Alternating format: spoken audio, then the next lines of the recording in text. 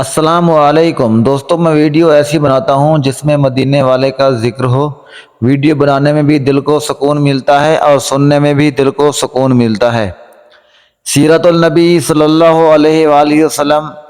حضور صلی اللہ علیہ وسلم پر جب وحی نازل ہوئی تھی تو چہرہ مبارک پر تکلیف کے آثار ظاہر ہوئے تھے۔ یہ بات محسوس کرتے ہی حضرت ابوبکر صدیق رضی اللہ تعالیٰ عنہ نے آپ صلی اللہ علیہ وسلم کو کپڑا اوڑھ دیا اور آپ صلی اللہ علیہ وسلم کے سر کے نیچے ایک تکیہ رکھ دیا۔ سید عائشہ رضی اللہ تعالیٰ عنہ فرماتی ہیں، میں نے جب آپ صلی اللہ علیہ وسلم پر وحی کے آثار دیکھے تو میں نے کوئی گھبراہٹ محسوس نہیں کی، کیونکہ میں بے گناہ تھی، البتہ میرے والدین پر بے تحاشا خوف طاری تھا۔ آخر آپ صلی اللہ علیہ وآلہ وسلم سے وحی کے آثار ختم ہوئے۔ اس وقت آپ صلی اللہ علیہ وسلم ہنس رہے تھے اور آپ صلی اللہ علیہ وسلم کی پیشانی پر پسینے کے قطرے چمک رہے تھے، 2 قطرے موتیوں کی طرح نظر آ رہے تھے۔ اس وقت آپ صلی اللہ علیہ وسلم نے جو پہلا جملہ فرمایا وہ یہ تھا، عائشہ، اللہ تعالیٰ نے تمہیں بری کر دیا۔ اللہ تعالیٰ نے تمہیں اس موقع پر سورہ نور کی آیات نازل فرمائی۔ اس آیات کا ترجمہ یہ ہے، جن لوگوں نے یہ طوفان برپا کیا یعنی تہمت لگائی ہے، اے مسلمان، وہ تم میں سے ایک چھوٹا سا گروہ ہے۔ تم اس طوفان کو برا نہ سمجھو، بلکہ یہ انجام کے اعتبار سے تمہارے حق میں بہتر ہی بہتر ہے۔ ان میں سے ہر شخص نے جتنا کچھ کہا تھا اسے ہی اس کے مطابق گناہ ہو، اور ان میں سے جس نے اس طوفان میں سب سے زیادہ حصہ لیا، عبداللہ بن ابی، اس سے زیادہ سخت سزا ملے گی۔ جب تم لوگوں نے یہ بات سنی تھی تو مسلمان مرد اور مسلمان عورتوں نے اپنے آپس والوں کے ساتھ نیک گمان کیوں نہیں کیا، اور زبان سے یہ کیوں نہیں کہا کہ یہ صحیح یا جھوٹ ہے؟ یہ الزام لگانے والے اپنے قول پر 4 گواہ کیوں نہیں لائے؟ سو قاعدے کے مطابق یہ لوگ 4 گواہ نہیں لائے تو بس اللہ تعالیٰ کے نزدیک یہ جھوٹے ہیں، اور اگر تم پر دنیا اور آخرت میں اللہ کا فضل نہ ہوتا تو جس کام میں تم پڑے تھے اس میں تم پر سخت عذاب واقع ہوتا، جبکہ تم اس جھوٹ کو اپنی زبانوں سے نقل در نقل کر رہے تھے اور اپنے منہ سے ایسی بات کر رہے تھے جس کے تمہیں کسی دلیل سے قطعاً خبر نہیں تھی، اور تم اس کی ہلکی بات یعنی گناہ واجب نہ کرنے والی سمجھ رہے تھے، حالانکہ وہ اللہ کے نزدیک بہت بھاری بات ہے۔ اور تم نے جب پہلی بار اس بات کو سنا تو یوں کیوں نہیں کہا کہ ہمیں زیبا نہیں کہ ایسی بات منہ سے نکال لے؟ معاذ اللہ، یہ تو بہت بڑا بہتان ہے۔ اللہ تمہیں نصیحت کرتا ہے کہ پھر ایسی حرکت مت کرنا۔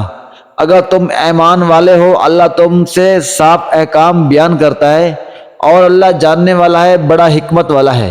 جو لوگ ان آیات کے نزول کے بعد بھی چاہتے ہیں کہ بے حیائی کی بات کا مسلمانوں میں چرچا ہو، ان کے لیے دنیا و آخرت میں سزا دردناک مقرر ہے۔ اس بات پر سزا کا تعجب مت کرو، کیونکہ اللہ تعالیٰ جانتا ہے اور تم نہیں جانتے۔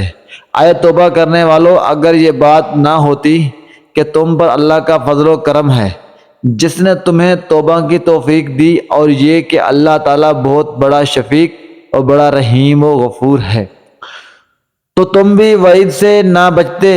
سورۃ نور آیات 20 تا 11۔ سید عائشہ رضی اللہ تعالیٰ عنہ فرماتی ہیں کہ ان آیات کا نزول سے پہلے میں نے خواب دیکھا۔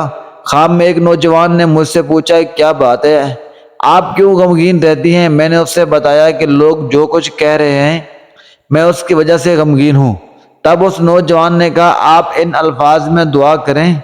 ترجمہ ہے اس آیات کا کہ اے نعمتوں کی تکمیل کرنے والے، اے غموں کو دور کرنے والے، پریشانیوں کو دور کرنے والے، مصیبتوں کو دور کرنے والے، فیصلوں میں سب سے زیادہ انصاف کرنے والے اور ظالم سے بدلہ لینے والے، اے اول و آخر میری اس پریشانی کو دور فرما دے اور میرے لیے گلو خاصی کی کوئی راہ نکال دے۔ دعائیں سن کر میں نے کہا، بہت اچھا۔ اس کے بعد میری آنکھ کھل گئی، میں ان الفاظ میں دعا کی، اس کے بعد میرے لیے برات کے دروازے کھول دیے گئے۔ الزام لگانے والوں میں مصطح رضی اللہ تعالیٰ عنہ بھی تھے۔ حضرت ابوبکر صدیق رضی اللہ تعالیٰ عنہ کو ان کی خبر گیری کرتے تھے، انہوں نے ہی ان کی پرورش کی تھی، لیکن یہ بھی الزام لگانے والوں میں شامل ہو گئے۔ جب اللہ تعالیٰ نے سید عائشہ رضی اللہ تعالیٰ عنہ کو بری فرما دیا تو حضرت ابوبکر صدیق رضی اللہ تعالیٰ عنہ نے مستح رضی اللہ عنہ کو اپنے گھر سے نکال دیا اور ان سے کہا، اللہ کی قسم آئندہ میں کبھی تم پر اپنا مال خرچ نہیں کروں گا، تمہارے ساتھ کبھی محبت اور شفقت کا برتاؤ نہیں کروں گا۔ اس پر اللہ تعالیٰ نے سورۃ نور کی آیات نازل فرمائی۔ ترجمہ اس آیات کا، اور جو لوگ تم میں دینی بزرگی اور دنیاوی وسعت والے ہیں اور وہ قرابت داروں کو اور مسکینوں کو اور اللہ تعالیٰ کی راہ میں ہجرت کرنے والوں کو نہ دینے کی قسم نہ کھا بیٹھے، بلکہ چاہیے کہ ہم معاف کر دیں اور درگزر کریں، کیا تم یہ بات نہیں جانتے کہ اللہ تعالیٰ تمہارے قصور معاف کر دے، بے شک اللہ تعالیٰ غفور الرحیم ہے۔ اس آیات کے نزول پر حضور نبی کریم صلی اللہ علیہ وسلم نے حضرت ابوبکر صدیق رضی اللہ تعالیٰ عنہ سے فرمایا، کیا تم اس بات کو پسند نہیں کرتے کہ اللہ تمہاری مغفرت کر دے؟ حضرت ابوبکر صدیق رضی اللہ تعالیٰ عنہ نے عرض کیا، اللہ کی قسم میں یقیناً چاہتا ہوں کہ میری مغفرت ہو جائے۔ پھر وہ مستح رضی اللہ تعالیٰ عنہ کے پاس گئے، ان کو جو وظیفہ بند کر دیا تھا اس کو پھر سے جاری کر دیا، نہ صرف جاری کر دیا بلکہ دگنا کر دیا، اور کہا آئندہ میں کبھی مستح کا خرچ بند نہیں کروں گا۔ انہوں نے اپنی قسم کا کفارہ بھی ادا کیا۔ اسی غزوہ میں سید عائشہ رضی اللہ تعالیٰ عنہ کا ہار 2 مرتبہ گم ہوا تھا۔ پہلی بار جب ہار گم ہوا تو اس کی تلاش کے سلسلے میں سب لوگ رکے رہے۔ اسی دوران صبح کی نماز کا وقت ہو گیا۔ اس وقت مسلمان کسی چشمے کے قریب نہیں تھے، اس لیے پانی کی تنگی تھی۔ جب لوگوں کو تکلیف ہوئی تو حضرت ابوبکر صدیق رضی اللہ تعالیٰ عنہ نے حضرت عائشہ صدیقہ رضی اللہ تعالیٰ عنہ کو ڈانٹا۔ اس وقت اللہ کے رسول صلی اللہ علیہ وسلم سید عائشہ رضی اللہ تعالیٰ عنہ کی گود میں سر رکھ کر سو رہے تھے۔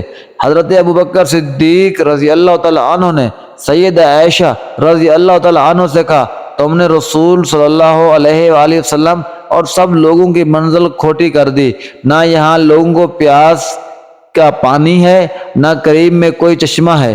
یہ کہنے کے ساتھ ہی حضرت ابوبکر صدیق رضی اللہ تعالیٰ عنہ نے بیٹی کی کمر پر ٹوکے بھی مارے، اور ساتھ وہ کہتے جاتے تھے کہ لڑکی تو سفر میں تکلیف کا سبب بن جاتی ہے، لوگوں کے پاس ذرا سا بھی پانی نہیں ہے۔